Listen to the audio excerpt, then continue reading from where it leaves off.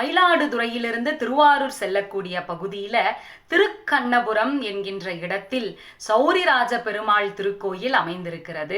108 திவ்ய தேசங்கள்ல இது ஒன்று. இங்க இருக்கக்கூடிய இறைவனுக்கு சௌரிராஜ பெருமாள்னு பெயர் ஏற்பட்டதற்கு பின்னாடி ஒரு சுவாரஸ்யமான வரலாறு இருக்கு.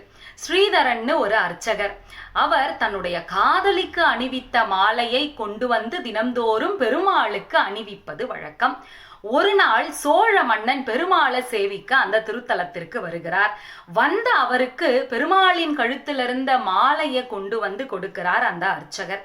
அதை பார்த்த அந்த மன்னனுக்கு கடும் கோபம். காரணம், அந்த மாலையில ஒரு நீளமான முடி இருக்கு. ஒரு பெண்ணினுடைய முடி போல இது இருக்கே, இது எப்படி பெருமாள் கழுத்துல இருந்த மாலையில வந்திருக்க கூடும்னு கேட்க அர்ச்சகருக்கு என்ன சொல்றதுன்னு தெரியல. உண்மையை சொல்ல முடியுமா? அவனோ மன்னன். உண்மையை சொன்னா இவன் நிலைமை என்ன ஆகும் இல்லையா? உடனே அந்த அர்ச்சகர் இது பெருமாளினுடைய முடிதான்னு சொல்றாரு. இதை கேட்ட மன்னனுக்கு நம்ப முடியல. சரி, அவர் குழப்பத்துல இருக்கிறத பார்த்த அர்ச்சகர், நீங்க நாளைக்கு வாங்க, அலங்காரத்தை எல்லாம் களைந்து விட்டு நான் உங்களுக்கு காட்டுகிறேன்னு சொல்றாரு. இரவு முழுக்க மன்னனுக்கும் தூக்கம் இல்ல. இந்த ஆச்சரியத்தை நினைச்சு பயத்துல அர்ச்சகருக்கும் தூக்கம் இல்ல. அடுத்த நாள் காலையில வேகமாக சோழ மன்னன் அந்த கோவிலுக்கு வந்து விடுகிறான். அர்ச்சகருக்கு என்ன செய்யறதுன்னு தெரியல.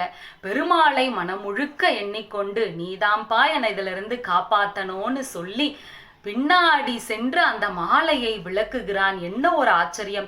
நீளமான முடி பெருமாளுக்கு வளர்ந்திருக்கு. சரி, இது உண்மையான முடியா இல்லையான்னு சோதிக்க ஒரு ஆளை வைத்து அந்த முடியை பிடித்து இழுக்கச் செய்கிறான் மன்னன்.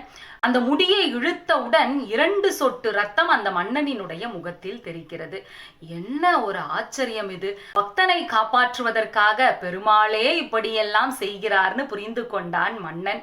அந்த அர்ச்சகரினுடைய பக்தியை கண்டு வியந்து போகிறான்.